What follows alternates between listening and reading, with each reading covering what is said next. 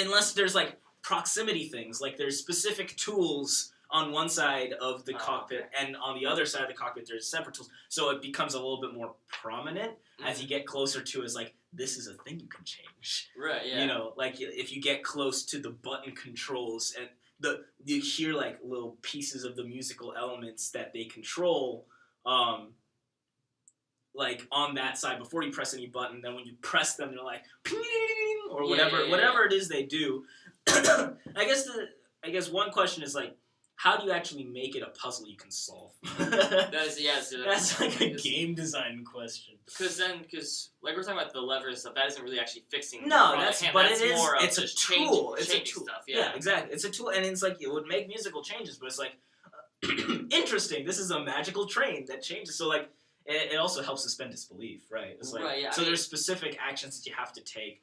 Well, like, what if they were somehow, like, they open, like, one cover or something, it happens to have, like, a book, and they're explaining, like, what to do if something, like, that very stereotypical thing of, like, and it can have, like, certain patterns to, like, we're thinking of how to stop it, that can either work or not work. Instead of a book might be a little bit difficult in VR, but imagine if within the form of the song, you press a panic button and this intercom comes on and starts telling you tips and advice in this really slow voice. Yeah. Like, do not panic.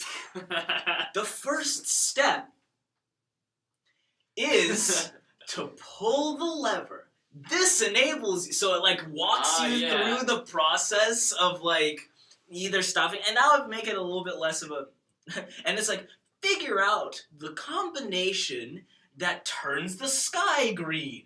And this is where you want to be in both situations. But like maybe it's super slow and like really annoying. Yeah. It could be sung. It could be like a vocal part. That's what I suggested. You could put that in a vocal part, and depending on where when you find it, it could come in on a certain part of the song. Right. Because I mean, depends how complex the song is as well, but you can write multiple melodies for the same kind of thing. Sure, and you can, definitely record it differently. Put it in the song too.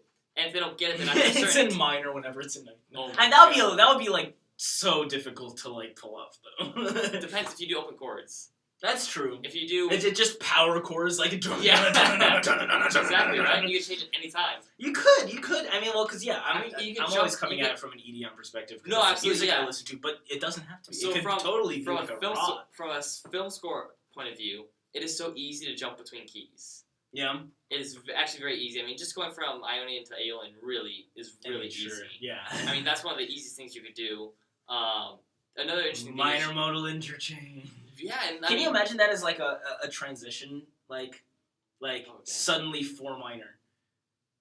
Like whenever you change the state, it just triggers the 4 minor chord. Well, the thing you can do is there's a lot of chords you can do with the steps of resolution and stuff. I mean, with 4 minor, what I started doing is if I'm playing with like modes and an Aeolian, I'll put like the 5 minor in there, but use that as a 4 minor to go to a new key. Sure. So you can always do stuff like that are such simple ways of changing. But then you have to move back like super easily.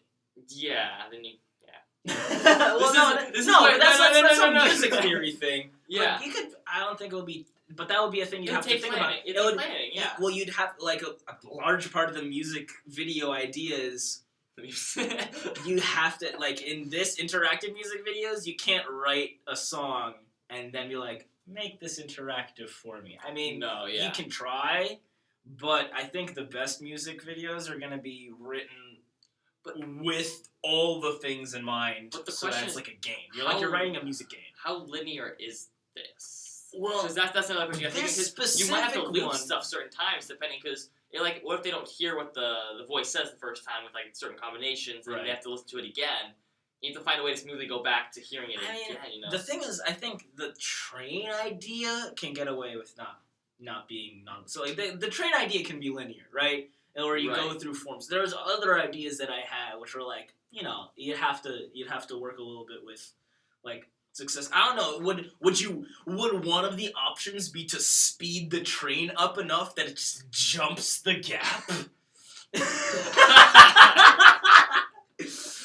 Can you imagine? Can you imagine the music picking up? It It just turns into Mario like the fast level. and the lady is like, "What the fuck are you doing? Why are you speeding up?" I mean, that's the thing is with video games, you can't tell the player what they can and can't do because there's people who will go and just try to break the game. But it would be super funny.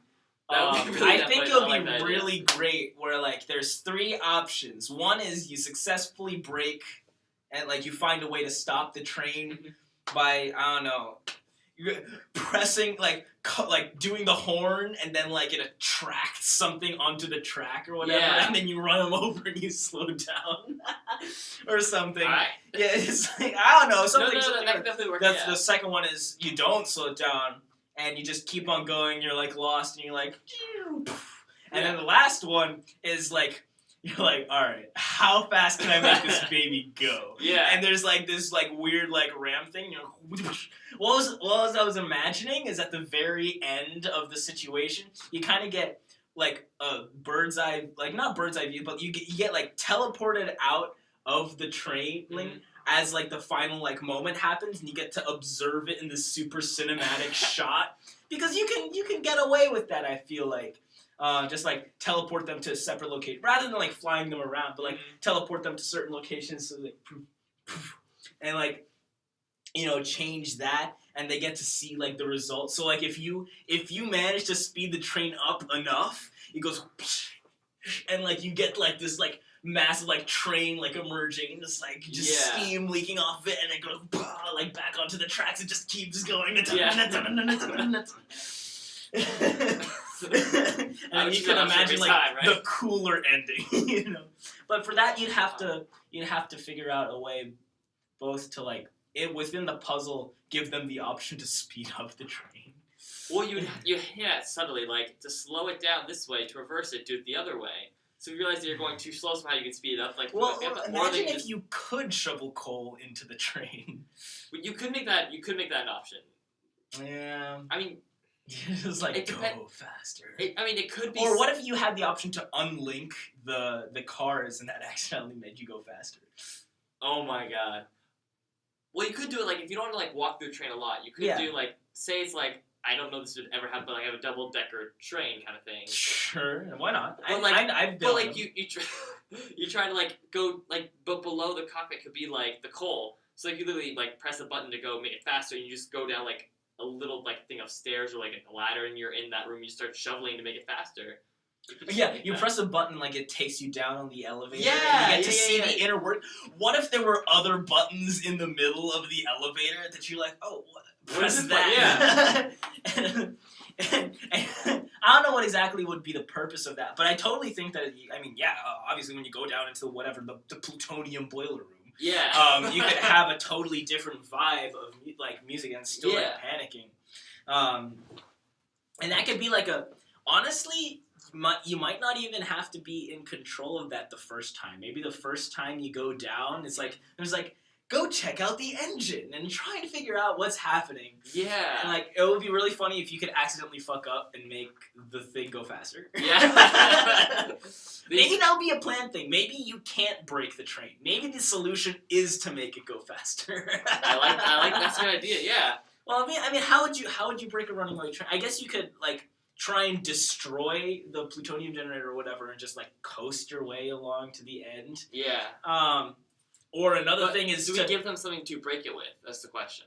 I guess... Because you can also keep it so they don't what have if half the puzzle is to try and just find, like, you know exactly where the axe box is. There's an axe in there. Yeah. How do you open it? How do you open the axe box? How do you open the axe box? And it's just, like, you have to press all these, it's like...